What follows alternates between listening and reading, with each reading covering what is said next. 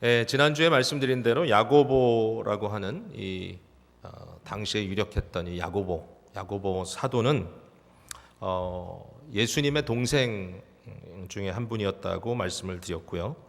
예루살렘 교회의 사역자였다고 이렇게 말씀을 드렸습니다.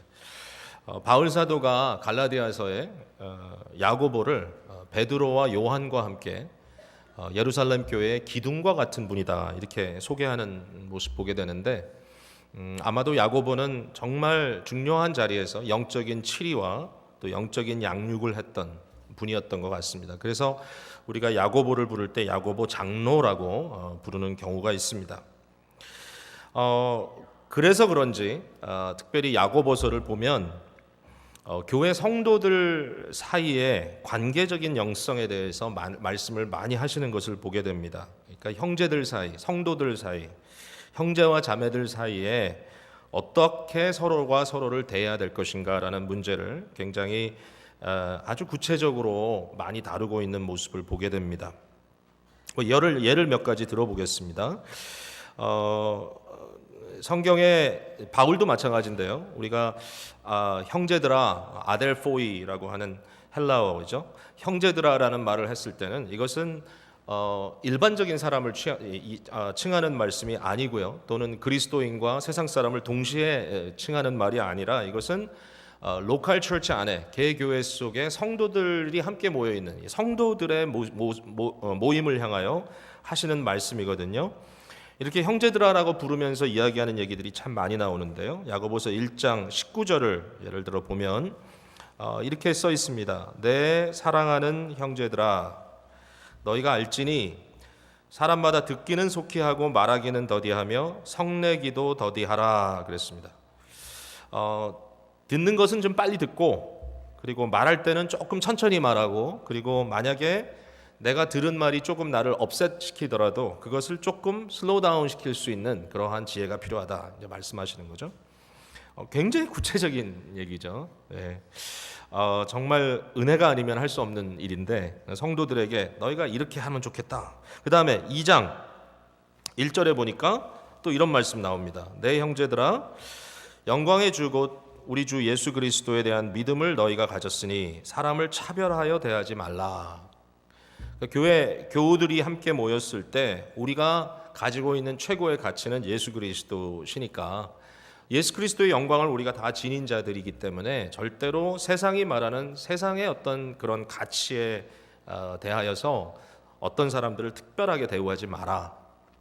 돈 많은 사람, 권력 있는 사람, 또 잘생긴 사람, 이런 사람들이 뭔가 교회에서 남들보다 더 우대받고 더 나은 대우를 받는 자체가 교회답지 못하다. 이렇게 얘기를 하고 있는 거죠.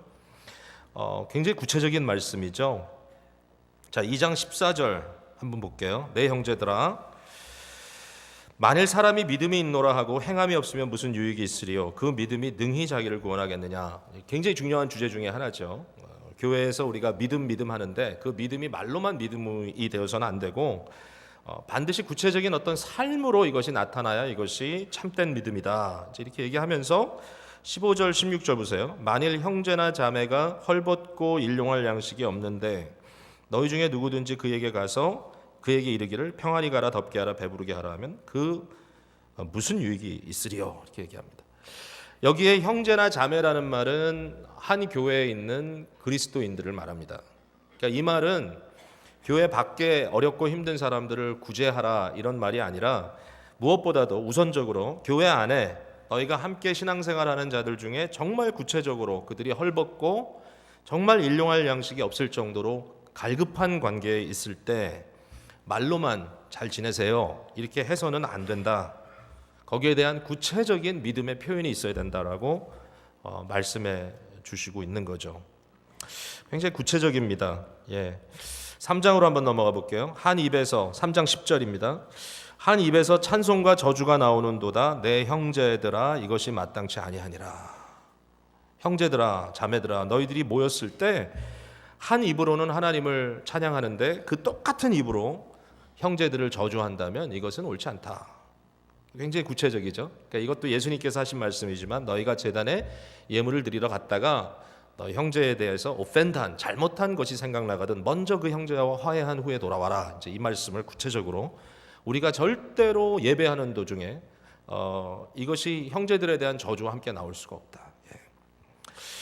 참 기도할 제목이에요. 우리가 사실 사람들과 함께 지내면서 어떻게 똑같은 마음으로 모든 사람을 대할 수 있겠어요? 어떤 사람은 그냥 얄밉고 이전에 했던 일들이 자꾸 기억나고 우리 교회 딱 나왔는데 저분이 여기도 있네. 굉장히 좀 곤란한 마음이 예배를 드리는데 자꾸 그 사람 뒤통수가 앞에 보이는데 은혜가 안 돼. 찬송은 불러요. 근데 마음으로는 앞에 사람을 저주한다. 사실 이런 것들이 굉장히 프랙티컬한 것 같아요. 이민교회 안에서. 근데 마땅치 않다라는 것이죠.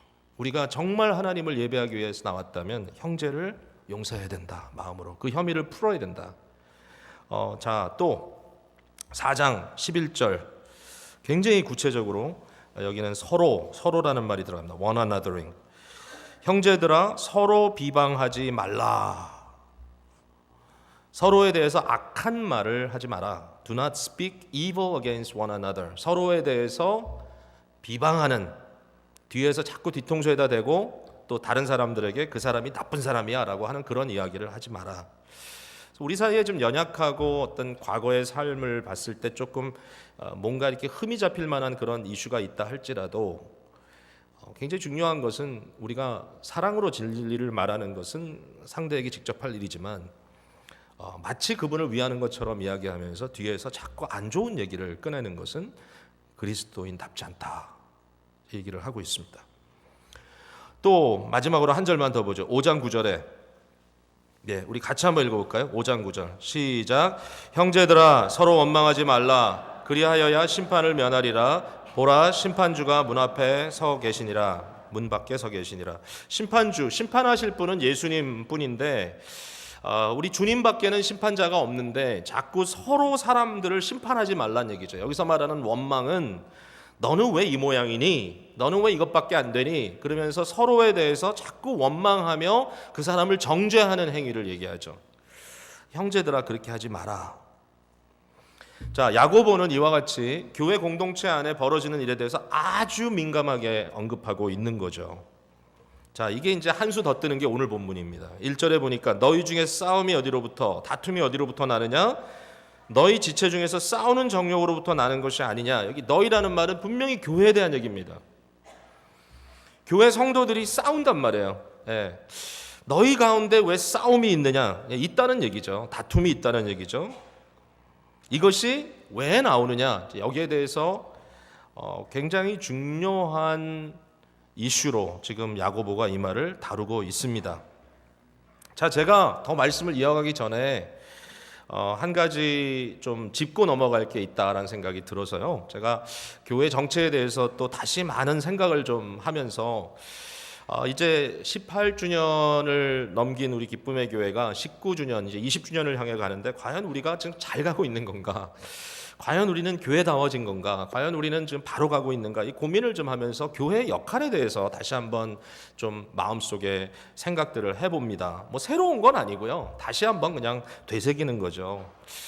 근데 혹시라도 오늘 말씀을 제가 시작하면서 야고보가 이처럼 교회 안에 성도들에 대한 이야기를 많이 했다라는 이야기를 듣고 우리 마음속에 혹시라도 오해가 생겨서 자, 그리스도인으로 산다는 것은 결국 교회에서 함께 지지고 볶는 거다 이렇게 생각을 할까 봐 여러분께 좀 말씀을 드리고 오늘 드리는 이 말씀도 어떻게 적용되는 것이 마땅한가 하는 것을 좀 말씀드리려고 하는 거죠. 여러분 교회 모이는 교회 생활이 우리 신앙생활의 전부는 절대로 아닙니다. 전부가 돼서는 안 되고요. 사실 대부분이 돼서도 안 됩니다. 여러분 우리가 썬데이 크리스찬 그러면 그것은 주일날만 교회에 나오는 크리스찬을 썬데이 크리스찬이라고 부르는 게 아니에요. 주일만 나오시는 분들 많죠. 여기 많아요, 적어요? 많아요. 가슴에 손을 얹고 생각해 보세요. 나는 교회라고는 주일밖에 안 나온다, 모이는 시간에. 자, 그러면 여러분 썬데이 크리스찬입니까? 아니에요. 썬데이 크리스찬은 뭐냐면 주일에 교회 나와서만 크리스찬이고 밖에 나가면 크리스찬이 아닌 사람이 썬데이 크리스찬이에요. 그러니까 제가 만약에 여러분들이 주일만 교회 나오는 게 문제다라고 거기에 문제를 삼았다면 가만 안 두죠.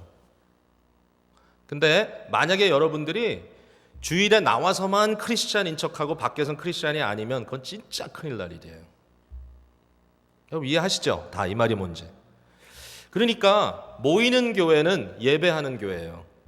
모이는 교회는 우리가 그리스도 안에 한 지체가 됐다는 것을 서로 확인하는, 양육하는 모임이에요. 그래서 서로 소그룹도 하고 교제도 나누잖아요.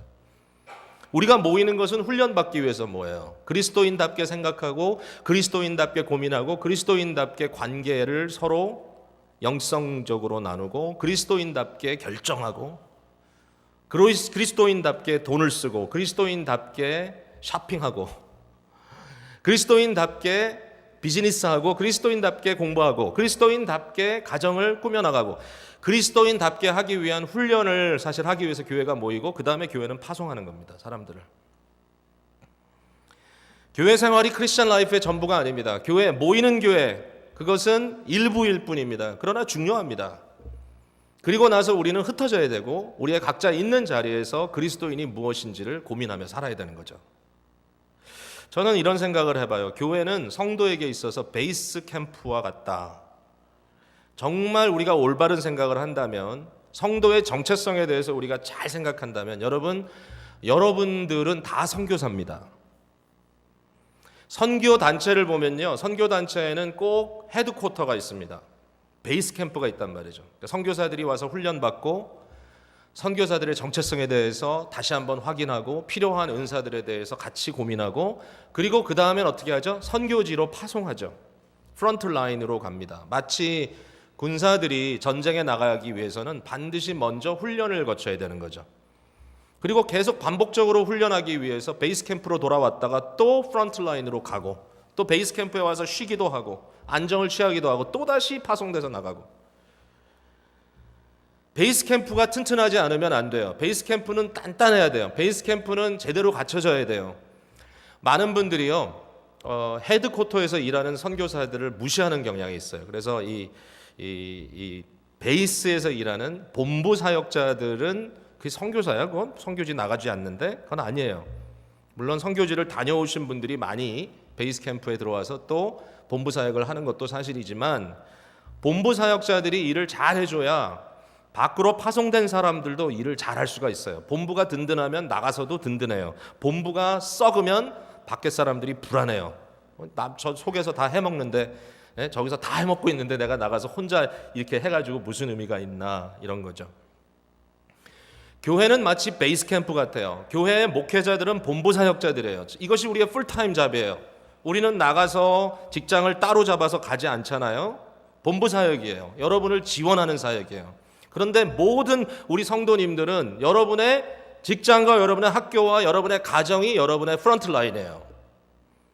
여러분들은 직장 사역자들이에요. 여러분들은 학교 사역자들이에요. 여러분들은 가정 사역자들이에요. 여러분은 각자 맡은 자리에서 그리스도인으로 살아야 될 책임을 갖고 있고, 그러므로 하나님의 나라가 어떤 것인지 누룩처럼 부풀어지도록 만드는 역할을 여러분이 해야 돼요. 목사가 나가서만 돌아가면서 전도하는 것도 아니고, 목사가 나가서 가서 세상을 변화시키는 것 사실 아니에요. 역부족이에요. 어떤 지역사회에 좀 많은 사회적인 봉사를 하시는 분이 저한테 와서 박 목사님이 그래도 이중언어권이니까 목사님이 나서가지고 이 사회를 바꿔야 됩니다. 그분이 참 그런 일을 열심히 하는 분인데 예수를 안 믿어요. 그래서 제가 그분한테 항상 얘기해요. 그건 목사가 할 일이 아니고 당신이 예수 믿고 할 일이라고. 당신 같은 분이 예수 믿고 그 일을 하고 나는 당신 같은 분을 예수 믿게 가르치는 일을 하는 거라고. 그렇게 말씀을 드리는 것은 제가 세상에서 아무런 책임이 없다는 말이 아니라 한 시민으로서의 책임을 갖고 있지만 목회자의 first priority는 베이스 캠프를 단단하게 꾸미는 것이고, 결국 성도님들이 베이스 캠프에서 다 소진하고 나가서는 싸울 힘이 없는 게 아니라 베이스 캠프에서 여러분들이 훈련받고 차지받고 여러분의 삶의 자리에서 정말 삶을 불태우도록 도와주는 것이 교회의 역할이 아닌가. 여러분, 가정이 잘 되면 그 가정에서 자란 아이들이 잘 자랍니다. 가정이 베이스 캠프 역할을 안 해주면요, 가정 안에서 자녀들이 소셜라이제이션이 제대로 안 되면 사회에 나가서 인간구실을 잘 못합니다, 여러분. 그래서 가정이 중요하다는 얘기를 우리가 많이 하는데, 물론 돌연변이 있어요. 예, 가정은 엉망인데도 나와서 참 잘한 분도 계세요. 그건 참 다행인 일이에요. 하나님 은혜. 마치 지역교회는 아주 건강하지 않은데 크리스천답게 혼자서 열심히 사는 사람들도 있어요. 그건 아주 비정상이에요. 근데 가정 안에서 소셜라이제이션이 잘 되고 자녀들이 정말 그 안에서 자녀로서 매너도 배우고 삶에 대한 열정도 배우고 또 뭔가 이렇게 든든하게 의지할 게 있어가지고 좀 안정감을 가지고 사회에 접근할 수 있고 이게 굉장히 중요한데 가정에서 아이들을 그냥 보호만 한다고 요새 좀 죄송하지만 좀 젊은 가정에서 자 이제 얘기를 하면서 굉장히 좀 마음이 약해지네요. 해야 되는데 이런 얘기를 완전히 자녀들을 그냥 이래가지고 그냥 뭔가 사회에서 조금만 치이는 것 같으면 부모가 가서 대신 싸워주고 이제 그거는 뭐죠? 가정 안에서 뭔가 이 아이를 탄탄하게 만들어주는 그러한 메커니즘이 지금 문제가 있다는 거죠. 혼자 키우는 게 참 힘들어요. 그래서 아이를 하나만 키우는 게 서로 막 아이들끼리 막 치고받고 싸우면서도 부모가 레프리를 잘해주면서 이렇게 하면서 좀 해나가야 되는데 그게 어떻게 보면 교회의 모습인 거죠. 교회의 모습. 여러분 교회도 죄가 있습니다. 교회도 악함이 있습니다. 교회도 연약합니다. 야고보가 말하는 것처럼 교회 싸움도 있습니다. 그런데 이 싸움이 프론트라인 싸움이 돼서는 안 되죠. 어떤 분들은 교회 와서 세상에서 프론트라인 싸워야 될 것을 목숨 걸고 싸우는 경우가 있잖아요. 교회에서 싸워야 됩니다. 어떻게 싸워? 예수 그리스도의 사랑으로 사람들을 끈기까지 참아주고 감싸주고 또 변화시키는 싸움을 하는 걸 배워야 되는 거죠. 교회에서도 싸워요. 교회에서도 마음에 안 드는 일이 있어요. 서로 갈등해요. 그러나 그것이 죽도록 싸우는 게 아니라 죽도록 싸우기 위해서 교회에서는 훈련하는 거죠. 이게 이제 거꾸로 되는 경우들이 참 많지 않은가. 교회에서는 죽도록 싸우고 집에 가면서 부부가 서로 격려하고 사실 거꾸로 돼야 되는데 교회선 격려받고 교회선 사랑받고 가면서 부부가 서로 티격태격하고 그게 더 난지도 모르겠어요. 어쨌든 뭐 무슨 말씀인지 여러분 이해하시죠? 이게 교회가 해야 할 일이라면 자 오늘 이 말씀 속에 지금 야고보가 굉장히 중요한 말씀을 이제 하거든요. 이 말씀이 단순히 교회 안에서 지지고 볶으라 이 말이 아니고 이처럼 베이스 캠프를 통하여 너희들이 건강한 삶을 꾸밀 때 너희의 삶 전체에 하나님의 복음이 누룩처럼 확산될 수 있다라고 얘기하지 않는가. 자 오늘 말씀에는 제일 키워드가 제일 중요한 단어는 제가 영어로 할게요. desire라고 하는 단어입니다. desire 무엇을 원한다 이런 말이죠. 근데 이 desire라고 하는 단어가 오늘 본문 속에 세 가지의 다른 의미로 사용되고 있어요. 같은 원함이고 같은 욕망인데 이 세 가지의 욕망이 아주 다르게 쓰여져 있습니다. 자 오늘 이 desire에 대한 얘기를 세 가지로 나누고 이 디자이어가 우리의 삶 속에 어떻게 지금 나타나야 되는가 또 어떻게 이것이 이해돼야 되는가 이 말씀을 드릴게요. 자, 첫 번째 오늘 본문이 말하고 있는 디자이어는 이미 다 여러분이 봤지만 우리 속에 있는 죄악된 정욕입니다. 우리 속에 있는 죄악된 정욕. 예. 너희들 중에 싸움이 있다. 너희들 중에 다툼이 있다. 이 다툼이 어디서부터 나느냐? 너희 지체 중에서 싸우는 정욕으로부터 나는 것이 아니냐? 굉장히 이 야고보는 지금 아주 직설적으로 충돌을 합니다. 교인들과 함께. 너희가 싸우는 이유는 너희가 서로 갈등하는 이유는 너희가 서로 얼굴을 붉히고 너희가 서로 고함을 치는 이유는 하나님을 사랑하기 때문에 하는 것이 아니다. 이상해요. 교회에서 서로 이렇게 갈등을 할 때는 모두가 다 하나님께서 나 편에 있다고 생각을 할 때가 많아요. 분명히 저 사람이 문제인 거예요. 나는 하나님을 사랑하고 나는 진리를 이야기하고 나는 옳은데 저 사람은 잘못된데 다 그렇게 생각해요. 옳지 않은 일이다라고 생각합니다. 그래서 굉장히 중요한 포인트가 있습니다. 우리의 열정과 우리의 이 디자이어가 어디서부터 나와야 되느냐는 거죠. 어떤 지혜, 어떠한 인사이트로부터 이것이 나와야 되는가 여기에 대해서 야고보서 3장 13절부터 우리에게 증거하고 있는데 지혜가 굉장히 중요하죠. 야고보서에. 근데 이 지혜에 대해서 얘기할 때 두 가지의 아주 다른 지혜를 얘기합니다. 똑같은 지혜가 아니에요. 지혜가 달라요. 자, 첫 번째로는 어떤 지혜가 있냐면 15절을 먼저 볼게요. 3장 15절. 이러한 지혜는 위로부터 내려온 것이 아니요 땅 위의 것이요 정욕의 것이요 귀신의 것이다 그랬어요. 디모닉하다 그랬어요. 지혜가 있는데 이런 지혜는 위로부터 하늘로부터 내려온 은혜의 선물로 온 지혜가 아니라 땅에 속한 것이고 욕심, 인간의 죄악된 정욕에 대한 것이고 마귀에게 속한 것이다. 그 지혜는 어떤 지혜죠? 14절부터 볼게요. 마음속에 독한 시기, 다툼, 자기 자랑, 진리를 거슬려 거짓말하는 거. 16절로 또 넘어가면 시기, 다툼, 혼란, 모든 악한 일. 너희가 하는 것들이 결국 악한 혼란을 조성할 뿐만 아니라 그것이 너희의 자기 자랑으로 결국은 자랑을 하기 위해서 말을 불리고 심지어는 거짓말까지 보태가지고 하고 있는 이런 일들이라면 이것은 하나님께서 위로부터 내려주시는 지혜가 아니라 이것은 땅의 지혜요, 정욕의 지혜요, 디모닉한 악한 것이다라고 이야기를 하죠. 바로 이런 정욕으로부터 싸운다라고 야고보가 말하고 있습니다. 반면에 좋은 지혜가 있습니다. 17절에 오직 위로부터 난 지혜는, 은혜의 선물로 우리에게 주시는 지혜는 첫째 성결하고, 다음은 화평하고 관용하고 양순하며 긍휼과 선한 열매가 가득하고 편견과 거짓이 없나니 화평하게 하는 자는 화평으로 심어 의의 열매를 거둔다. 이러한 지혜가 우리 속에 오퍼레이트 할 때, 이것이 우리 가운데 역사할 때, 주님을 향한 사랑으로 우리 가운데 일어날 때 어떠한 결과가 있겠는가? 우리 속에 있는 죄의 정욕을 불태우기 위해서 자기의 욕심과 자기의 앰비션과 자기의 야망, 자기 자랑을 위해서 계속해서 갈등하는 것이 아니라는 거죠. 여기에 대해서 야고보가 또 계속 얘기합니다. 2절에 너희는 욕심을 내어도 얻지 못하여 살인하며 시기하여도 능히 취하지 못함으로 다투고 싸우는도다. 얼마나 살벌한 싸움이었으면 살인이라는 단어까지 나왔겠냐는 거죠. 대부분의 주석가들은 여기에 살인이라는 것을 문자 그대로 사람을 죽이는 것이라고 생각하진 않아요. 교회 안에 어떤 살인이 벌어졌다 이런 얘기는 아닌데, 그러나 3장 앞부분에 굉장히 강조되는 것이 뭐냐면 말에 대한 거거든요. 혀가 사람을 죽이고 살린다 이 얘기를 하거든요.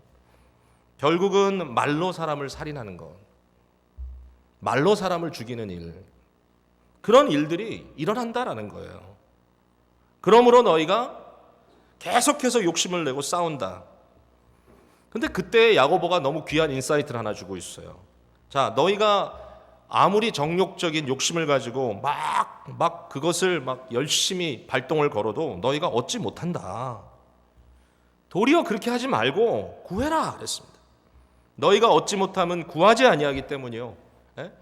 누구를 미워하냐? 너의 마음속에 못마땅한 일이 생겼느냐? 그 사람을 위해서 중보하고 기도해 봤느냐 이거죠. 너희가 정말 그 사람을 위해서 무릎 꿇어 봤느냐? 그 일이 뭐가 잘못되고 있느냐? 거기에 대해서 정말 하나님 앞에 그 일을 놓고 정말 마음을 다하여 눈물로 호소했느냐? 정말 기도했느냐? 근데 이제 또 이렇게 말을 돌려요. 구하여도 받지 못하면 구하여다 그럼에도 불구하고 받지 못하는 경우가 있지 않느냐? 이는 역시 너의 죄악된 정욕으로 쓰기 위해서 잘못 구하기 때문이다. 무슨 얘기예요? 저 사람만 바뀌면 모든 게 괜찮을 텐데. 사실은 아닌 거죠. 내가 바뀌어야 되는 거죠. 너무 정확하게 짚어주는 거예요. 결국 교회 안에, 베이스 캠프 안에 이런 문제가 있다면 이 똑같은 일이 가정에 있겠죠. 여러분 직장에 있겠죠. 여러분 내면 속에 온갖 갈등이 있겠죠. 여러분의 모든 대인관계, 인간관계, extended family일 수도 있고, 여러분의 무슨 비즈니스 관계들일 수도 있고, 여러분의 친구들일 수도 있고, 여러 가지 그룹 속에서 이런 모든 일들이 있겠죠. 크리스찬으로서 여기에 대해서 어떻게 이것을 다뤄야 될 것인가? 너무 중요한 것은 우리의 마음속에 이러한 죄악된 정욕이 있다는 것, 그것이 모든 문제의 근원이라는 것을 인정해야 된다는 것입니다. 우리 죄인입니다. 우리가 가지고 있는 정욕이 당연하다라고 생각하는 그러한 플랫폼을 내려놔야 됩니다. 우리가 요구하는 것, 우리가 원하는 것, 내가 다른 사람에게 대하여 당연히 내가 요구할 수 있다고 생각하는 그 모든 것들이 혹시라도 아마도 우리의 죄악된 정욕이라는 플랫폼에서부터 튀어나오는 것이라는 것. 그러므로 주님께서 우리를 볼 때 무엇보다도 우리의 속에 있는 죄의 문제를 다루고 계신다는 사실을 잊지 말아야 된다는 거죠. 나는 똑똑하다고 생각하고 내가 하는 말은 다 옳다고 생각하는데 하나님께서 그것을 보시면서 그 말은 땅에 속한 것이고 정욕에 대한 것이고 디모닉한 것이다라고 말씀하실 수 있다라는 것입니다. 그리고 어떻게 보면 이것이 당연하죠. 왜? 우리는 다 죄의 영향 아래에 있기 때문에. 근데 구원이 있습니까? 이런 상황에서? 결국은 다 죄 때문에 싸운다고 한다면 구원이 있습니까? 자, 두 번째 디자이어입니다. 두 번째 디자이어. 두 번째 디자이어는 좀 뜻밖의 디자이어입니다. 근데 이게 맞습니다. 5절에 한번 볼게요.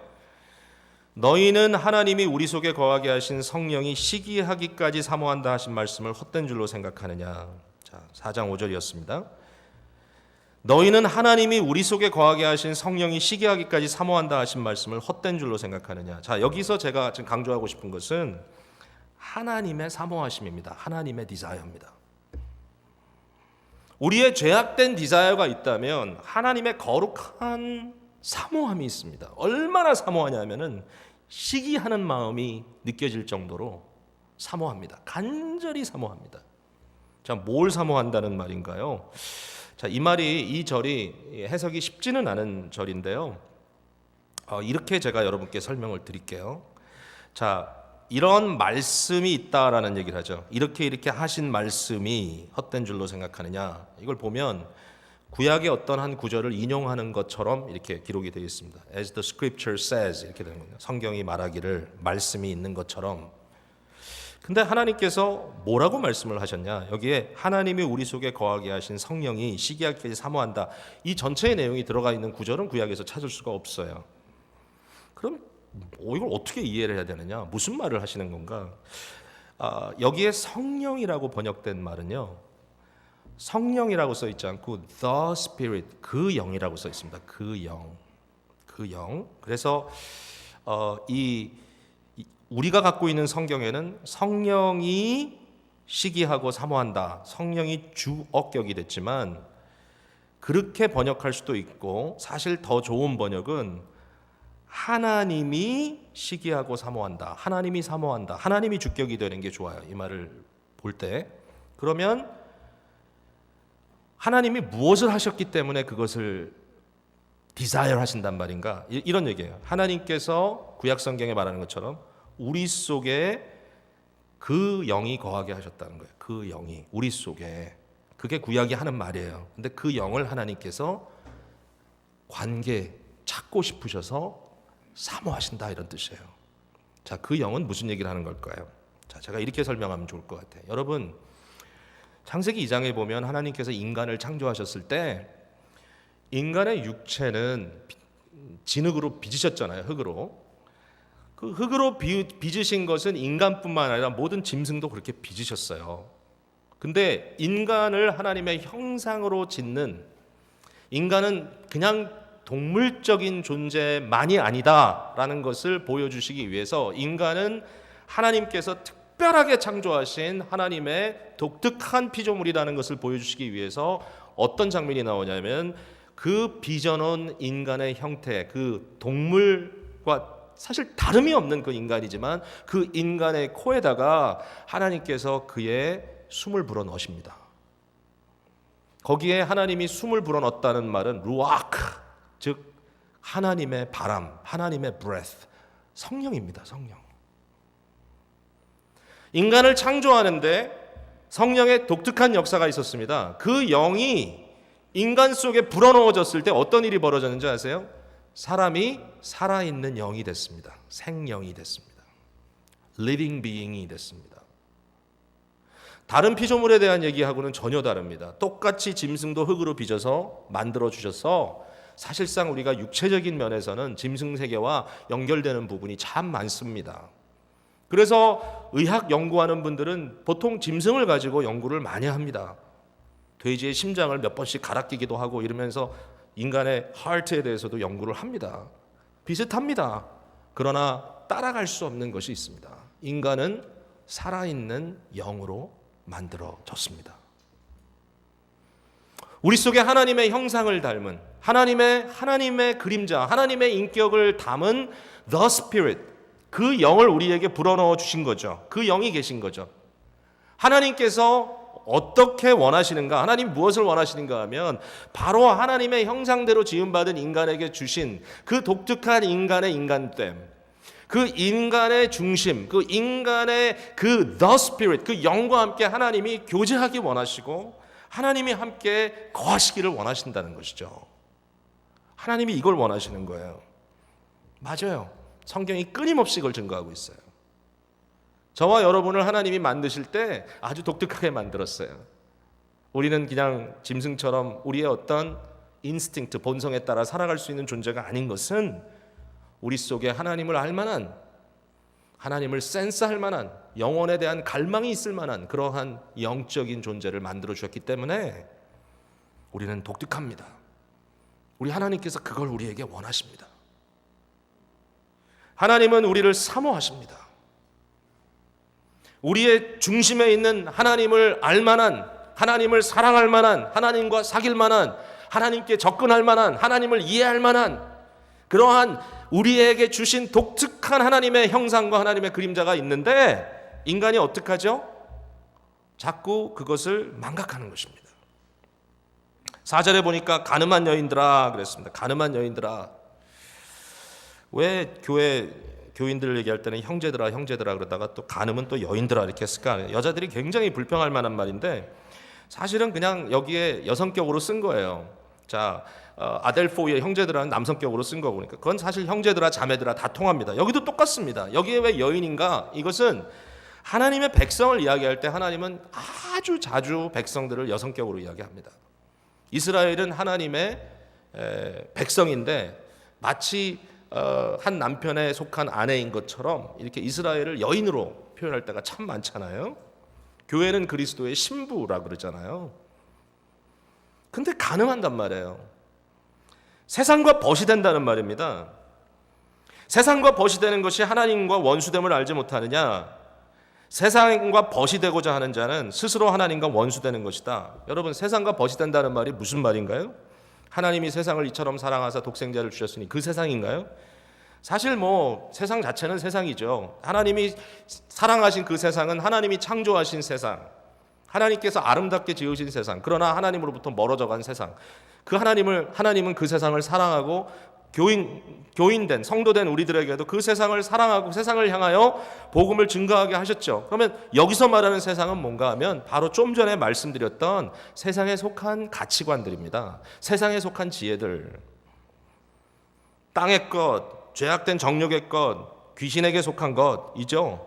독한 시기, 다툼, 자랑, 자기 자랑, 거짓말, 시기와 다툼, 혼란과 모든 악한 일, 이런 것들에 너의 마음을 두고 너의 마음이 끊임없이 거기에 엉켜지고 계속 탱글이 돼서 너의 마음이 세상과 완전히 떨어질 수 없도록 완전히 밀착되는 그것은 하나님의 대적이 되는 것을 너희가 알지 못하느냐.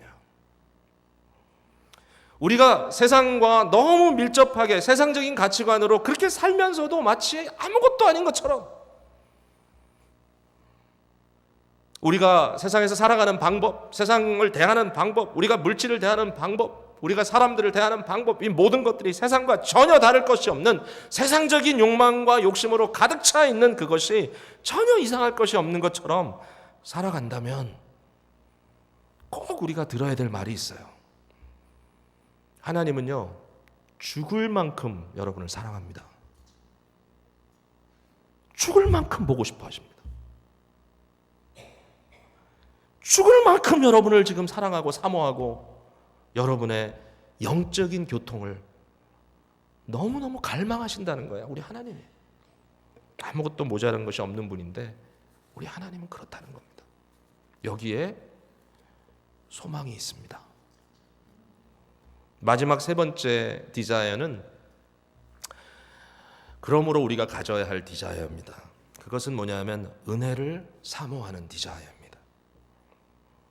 6절에 그러나 더욱 큰 은혜를 주시나니 그러므로 일렀을 때 하나님이 교만한 자를 물리치시고 겸손한 자에게 은혜를 주신다. 여러분, 그러므로 우리는 주님의 은혜를 사모해야 됩니다. 우리가 은혜를 받는다는 것은 하나님의 필요를, 하나님이 꼭 필요하다는 것, 하나님 없이는 아무것도 할 수 없다는 것을 끊임없이 하나님께 내어놓고 고백하는 것입니다. 우리의 죄악된 욕정에 의하여, 죄악된 욕망에 의하여, 정욕에 의하여 끊임없이 자기의 앰비션을 가지고 세상에 덤벼들고 하나님께 덤벼드는 것이 아니라, 심지어는 신앙도 투쟁적으로 자기가 원하는 것을 얻기 위하여 하나님과 맞짱 뜨는 그러한 신앙이 아니라 오직 하나님 앞에 자신을 비워내고 주여 주님이 아니면 안 되겠습니다 라고 고백하는 것이 은혜 받는 길입니다. 교만한 자는 물리치십니다. 겸손한 자에게는 은혜를 주십니다. 그러므로 하나님께 복종하라, 하나님을 가까이 하라, 주 앞에서 낮추라. 야고보가 얼마나 집요하게 은혜를 받으라고 우리에게 말씀하시는지 모르겠어요. 은혜를 받아라, 은혜를 받아라, 은혜를 받아라. 여러분, 어떤 분들은 이 은혜라는 말이 그렇게 감동이 없는지도 모르겠습니다. 나 그 은혜 받아봤어. 나 그 은혜 이미 받았어. 나 이미 구원받았어. 나 이미 예수님이 날 위해 돌아가신 거 알아. 근데 여러분, 오늘 말씀 속에 정말 은혜로운 말씀이 뭔지 아세요? 저는 6절 앞부분에 있는 말씀, 바로 그 말씀입니다. 그러나 더욱 큰 은혜를 주시나니. 여러분 한번 같이 따라해 보세요. 더욱 큰 은혜를 주시나니. 자, 무엇보다 더 큰 은혜를 주신다는 말씀입니까? 이게 앞부분에 비교할 만한 어떤 대상이 있나요? 하나님이 이것보다 더 큰 은혜를 주시겠다고 지금 말씀하시는 건가요? 간만 따져봐도 그걸 발견해내려고 굉장히 애를 써봤거든요. 다시 읽고 다시 읽고 다시 읽고. 아니, 뭐보다 더 큰 은혜를 주신다는 거야 이게. 근데 생각하면 생각할수록 이 말의 의미는 뭐 어떤 다른 것보다 더 큰 은혜를 주신다는 말씀이 아니고 항상 더 큰 은혜를 예비하고 계신다는 말씀인 것 같아요. 하나님의 은혜는 어느 한순간에 받았다고 그것으로 정적으로 멈춰지는 은혜가 아니라는 것입니다. 은혜는 스태틱하게 딱 머물러 있는 은혜가 아니고 은혜는 역동적이고 은혜는 더욱더 발전적이라는 것입니다. 우리가 더 깊어질수록, 우리가 더 낮아질수록, 우리가 더 겸손할수록, 우리가 더 주님 앞에 엎드릴수록 주님은 더 큰 은혜를 항상 예비하고 계신다는 거예요. 더 큰 은혜를 주신다. 그래서 은혜입니다. 은혜. 끊임없이 주시는 은혜입니다. 오직 은혜로. 이 은혜는 멈춰지지가 않습니다. 하나님께서 우리에게 예비하신 은혜. 여러분, 영원한 나라를 사모하십니까? 여러분, 정말 장차 우리 주님께서 완성시킬 새하늘과 새 땅, 새 예루살렘을 사모하십니까? 정말 사모하세요? 어떻게 사모하세요? 여기에 대해서도 많은 오해가 있다고 저는 생각합니다. 마치 장차 임할 새하늘과 새 땅, 소위 말하는 천국은 꽝 이렇게 드러날 멋진 곳, 아름다운 곳, 거대한 곳, 보석이 막 박혀있는 집. 근데 자꾸 마음속에 이런 의문이 생기죠. 근데 결국 그것도 지루하지 않을까? 날마다 구름에 둥둥 떠다니면서 하나님만 찬송한다는 것이 언젠가는 그게 좀 시들지 않을까? 인간의 본질을 알기 때문에 우리는 끊임없이 시드는 존재이기 때문에 그렇죠. 남자들이 차를 참 좋아하죠. 대부분의 남자들이. 뭐 여자들도 좋아할 수 있습니다만 특별히 남자들의 프렌드는 차다 뭐 이런 얘기까지 있을 정도로 차를 좋아하는데, 여러분이 정말 꿈에 그리던 차, 정말 원하는 그 차를 혹시 사셨다면 그 꿈에 그리던 그 차를 타고 다니는 그 스릴이 얼마나 오래나 가던가요? 오래 안 가지 않습니까? 그냥 좋긴 좋은데 그만 하잖아요. 좁은 공간에 살다가 정말 서벌브 널찍널찍한 데서 막 A컷짜리 마당에다가 정말 빵빵한 집을 하나 짓고 거기에 내가 들어가서 살면 좋겠다. 살아보셨잖아요. 넓은 뒷마당 그냥 덱도 그냥 땀 뻘뻘 흘리고 멋있게 져놓고 그 위에다가 반짝반짝한 바베큐 그릴을 딱 올려놓고 그 멋진 바베큐 그릴에다가 아주 이분하게 나오는 가스레인지를 켜가지고 그거를 막 구워 먹고 또 구워 먹고 또 구워 먹고 몇 번 구워 드시니까 더 이상 안 먹고 싶으시던가요? 그 다음부터 힘들어요. 다 지쳐. 마당도 왜 이렇게 넓어? 잔디 깎기만 어렵고 그러니까 결국은 지치는 거예요. 그것도 이것도 별거 아니구나. 가져봤어 저하고 얘기하면 쟤는 할 말은 없어요. 안 가져봤어요. 그거는 그 정도로는. 근데 알아요. 그거 아직 가져봐야 아나요? 뻔하죠. 그거에 우리의 마음을 다 쏟아부었다가는 너무 실망이 클 거 아니에요. 빠르고. 천국을 그렇게 생각하면 안 된다는 생각이 들어요. 하나님의 나라를 그렇게 생각하면 안 된다. 하나님의 나라는 절대로 그렇지가 않습니다. 하나님의 나라는 서버브의 널찍한 마당에 큰 짐 짓고 사는 그런 개념이 아닙니다. 하나님의 나라는 하나님입니다. 하나님과의 사귐이거든요, 여러분. 하나님과의 펠로십인데 하나님과의 펠로십은 절대로 한번 꽝 끝나는 게 아닙니다. 왜? 하나님은 절대로 우리가 완전히 알 수 있는 분이 아니에요. 하나님은 알아가면 알아갈수록 더 신비하신 분이거든요. 여러분, 우리가 부활의 영광에 이른다고 하나님을 다 알 줄 아세요? 그러면 우리가 하나님이 되게요? 절대로 아닙니다. 우리가 하나님이 되는 게 아니라 하나님을 더 순수하게 사격할 수 있게 되는 것입니다. 그 사귐 속에 우리는 하나님에 대하여 더 깊은, 더 넓은, 더 기쁜, delightful한 사귐을 경험하게 될 것입니다. 점점 깊어질 거예요. 점점 깊어질 거예요. 저는 그 기대가 있어요. 여러분도 그 기대가 있으면 좋겠어요.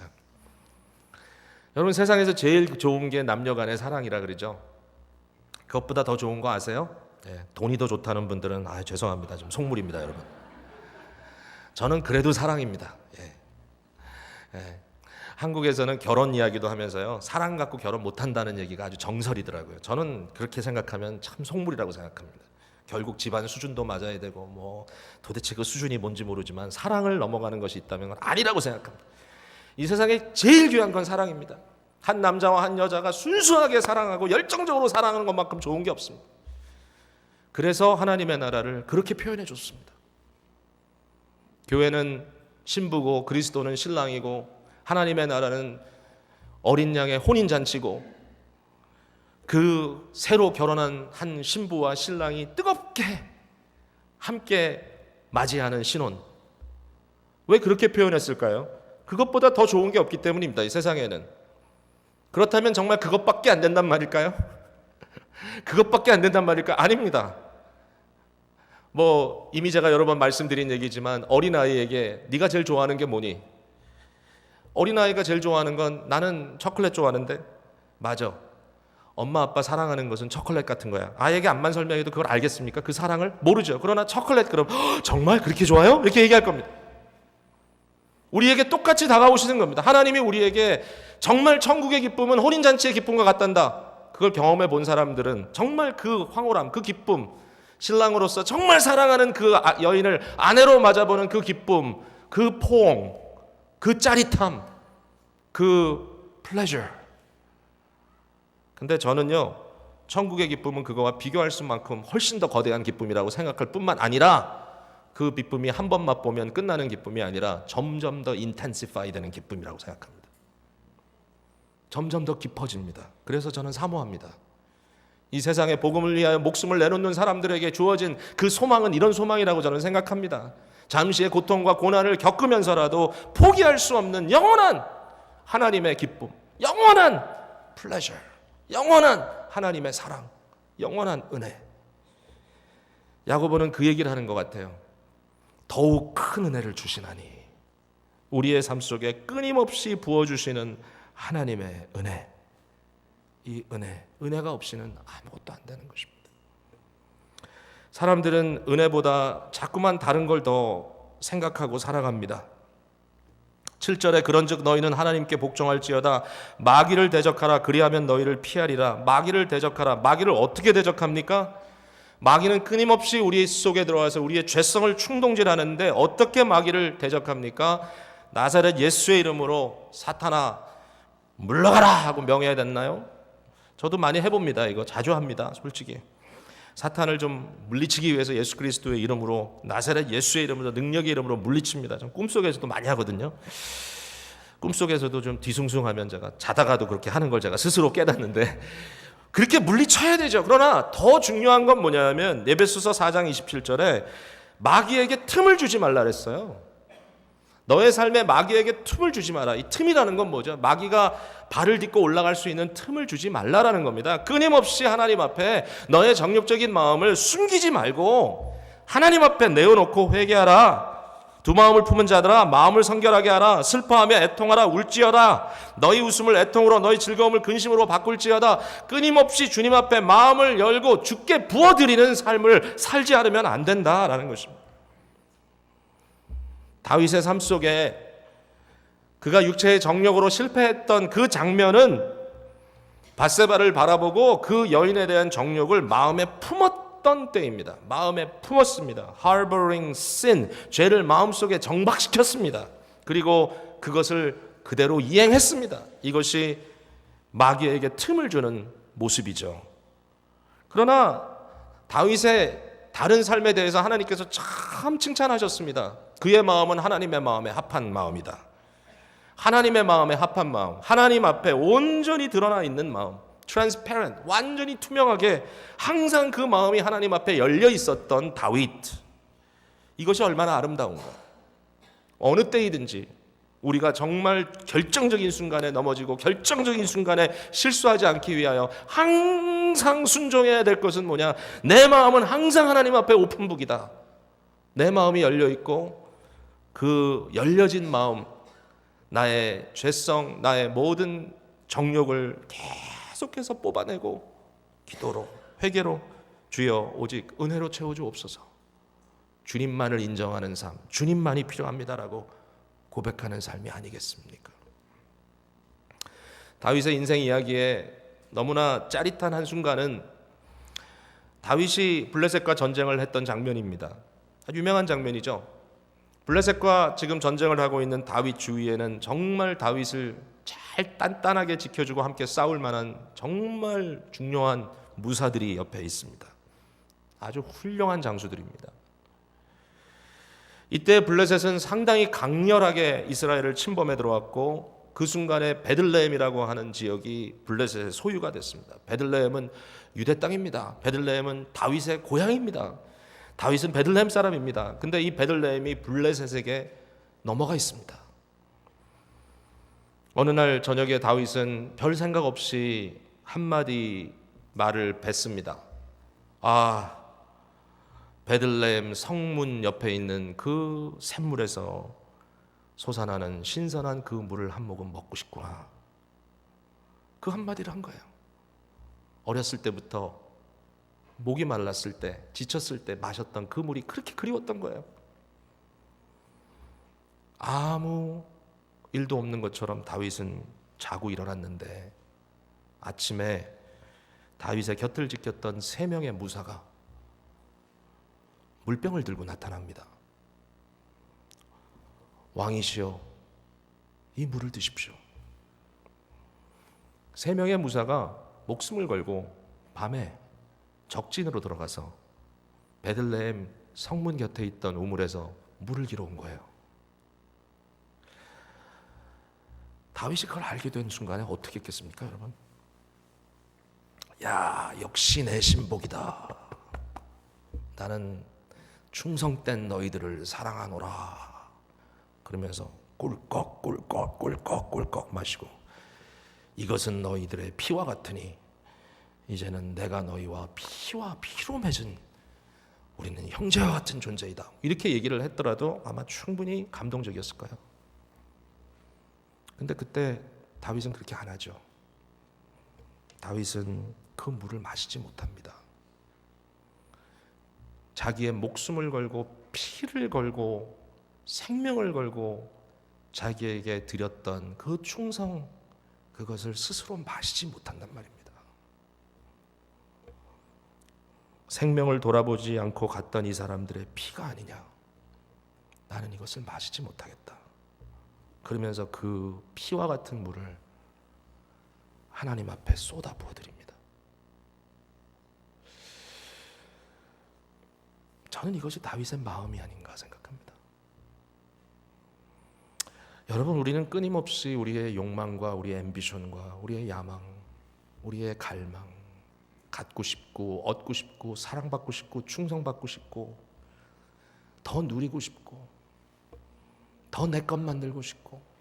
여러분, 대부분의 사람들은 아마 이 순간에 그분이 다윗이었다면, 제가 다윗이었다면 이처럼 나를 위하여 생명까지 바치며 충성하는 그 사람들의 충성을 기쁘게 받았을 겁니다.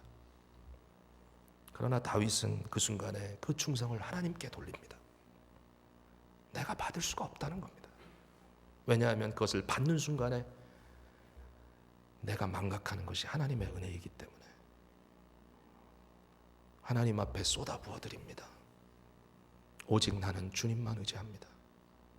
이러한 순수한 충성도 내가 받아 누릴 수 있는 것은 아닙니다. 왜? 나는 죄인이기 때문에. 나는 정욕으로 사는 위험을 항상 갖고 있는 자이기 때문에. 그의 마음이 하나님 앞에 깨끗하게 드러나 있기에 무시무시한 이 엄청난 사랑과 충성 앞에도 그것을 하나님께 부어드릴 수 있는 은혜에 대한 사모함이 있었던 것이죠. 저는 이 마음이 우리가 끝까지 지켜야 될 마음이 아닌가 생각합니다. 오늘 여러분은 어떤 디자이어를 갖고 살아가십니까? 여러분을 사모하는 하나님의 디자이어를 먼저 보시기 바라요. 정말 여러분 원하십니다. 그리고 오직 은혜로 살겠다고 하는 은혜에 대한 갈망이 여러분의 삶 속에 깊이, 더 깊이 자리 잡게 되기를 주님의 이름으로 축복합니다. 머리 숙여 기도하겠습니다.